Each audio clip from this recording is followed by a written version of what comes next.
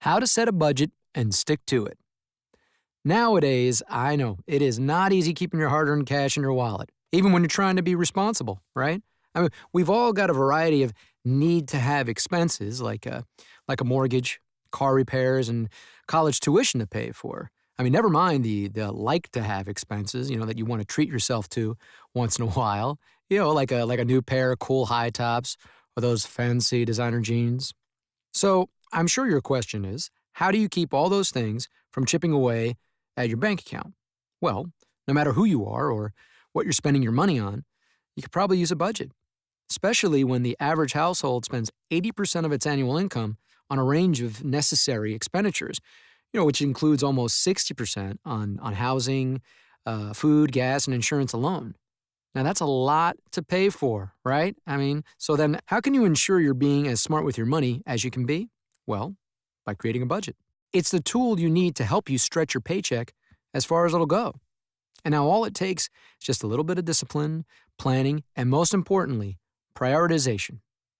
While creating a budget may seem overwhelming at first, I know, believe me, the time you spend putting it together, that's going to certainly be worth it when the process of paying your monthly bills becomes a little less stressful. So where do you start? Well, setting a goal is always a good place to begin. It gives you something to shoot for. And then, of course, making a plan, that's going to set you in motion.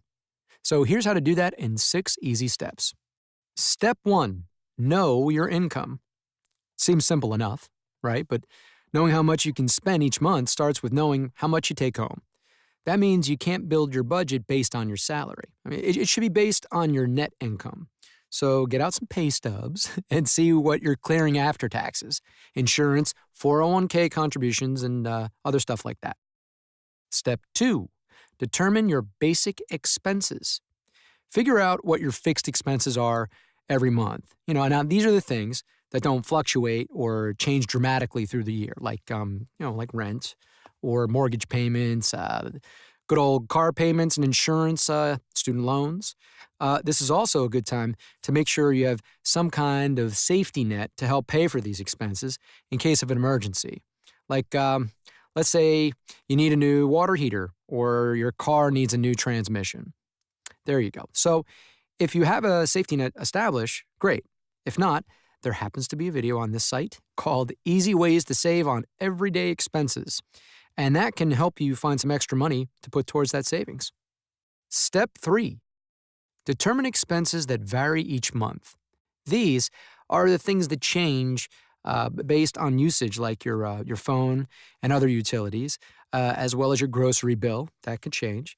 You could also add up all those flexible expenses like clothes, those jeans, restaurant meals, entertainment costs. These are the costs that you have control over. Step 4, determine what's really important. When it comes to creating a budget that works, you have to take a really hard look at what you feel is truly necessary. As much as you'd like to think you can't live without the latest gadget, this type of expense should go into the like-to-have category. So if you want to find the fluff in your budget, start digging into your variable expenses and rank what's most important to you.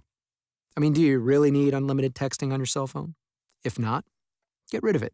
Are you watching all 437 channels of cable? No? Downgrade to basic. For more simple tips that, can help you save, check out that video I mentioned, Easy Ways to Save on Everyday Expenses. Because if you follow some of the tips there, you could save hundreds of dollars each year. Yes, hundreds. Step 5, follow your spending and review monthly.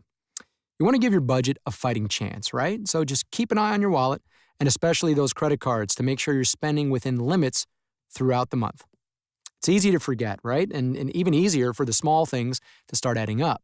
So keep on it. Step 6, keep track. Find a way that works for you to keep track of your expenses.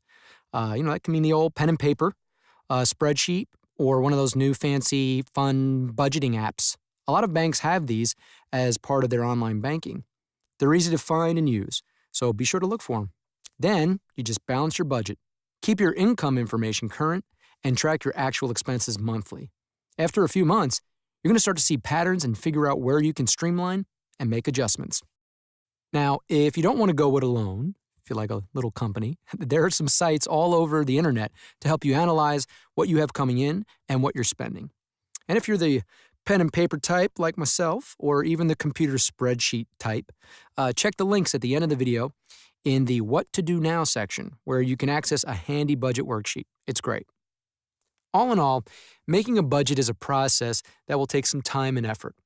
But put these steps into place, and what you'll get in return is well worth it. Trust me. You might relieve some anxiety over your bills and feel better about yourself and where your income is going.